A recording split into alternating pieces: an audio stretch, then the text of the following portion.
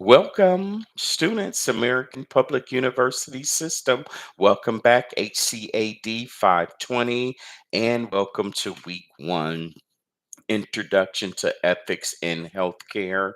As far as the objectives for this course, we're going to examine ethical values and principles that are inherent in the healthcare space.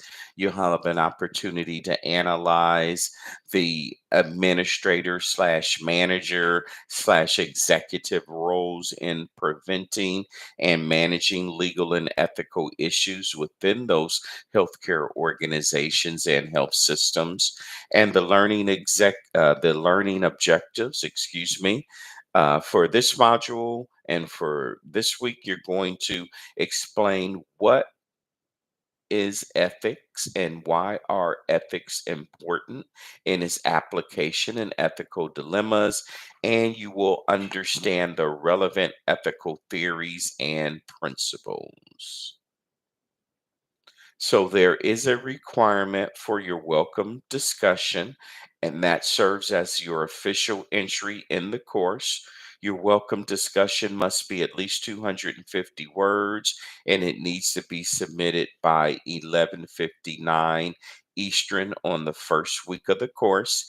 If you have not done so already, please post your welcome discussion as soon as possible.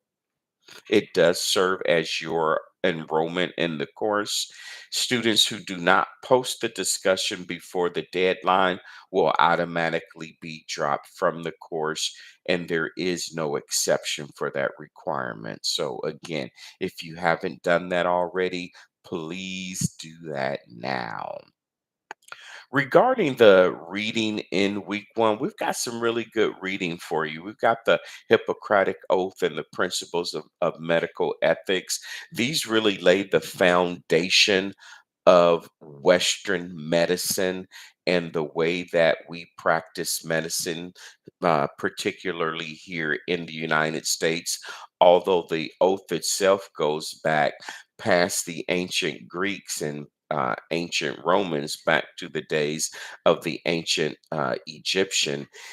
It is still the foundation and the bedrock of the way that we practice medicine here in the West and particularly in the United States.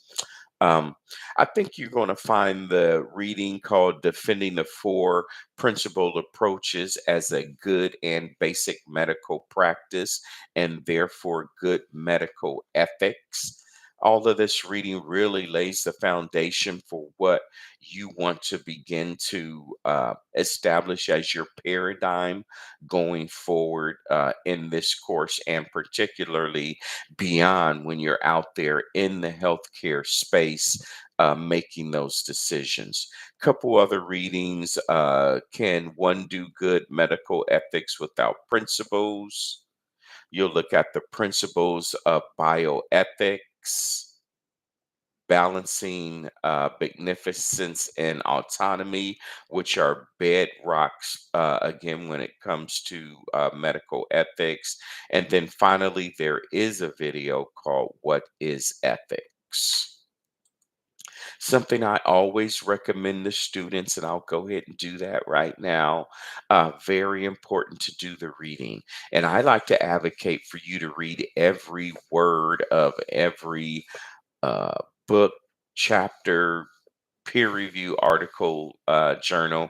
And I know for some of you that is impossible because you're working, adults. Many of you are active duty military members or spouses or family members that are supporting active duty military members. And so I know that it is hard, but when it comes to the tacit knowledge and the transfer of knowledge, that's really going to come from the readings. It's going to come from the textbook reading, and it will come from the reading of the peer reviewed journal articles. So do yourself a favor, carve out that time, do that reading, get that tacit knowledge deep, deep within your uh, tool belt there.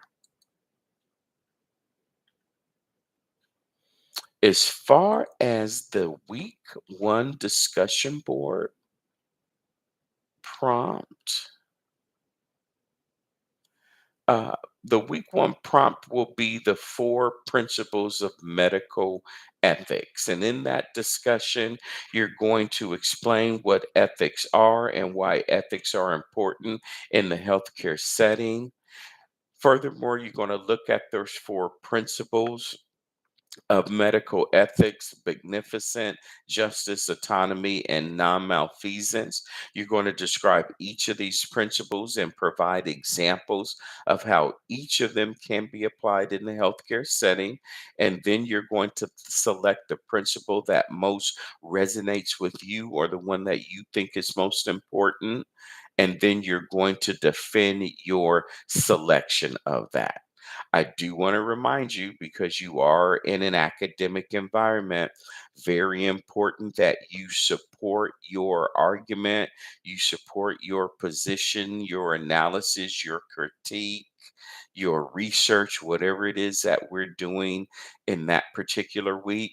Very important that you support it with evidence, and not just any evidence, but evidence from peer reviewed journal articles, your academic textbook for this course, and your information from .edu or .gov websites. Those are going to be the four main sources there for scholarly information. Now, there are more sources there that you can use, but when we talk about the high level of evidence and the minimum standard that's required within the academic environment, there's only four sources: articles from peer reviewed journals, academic textbooks, which you have an excellent one for this course.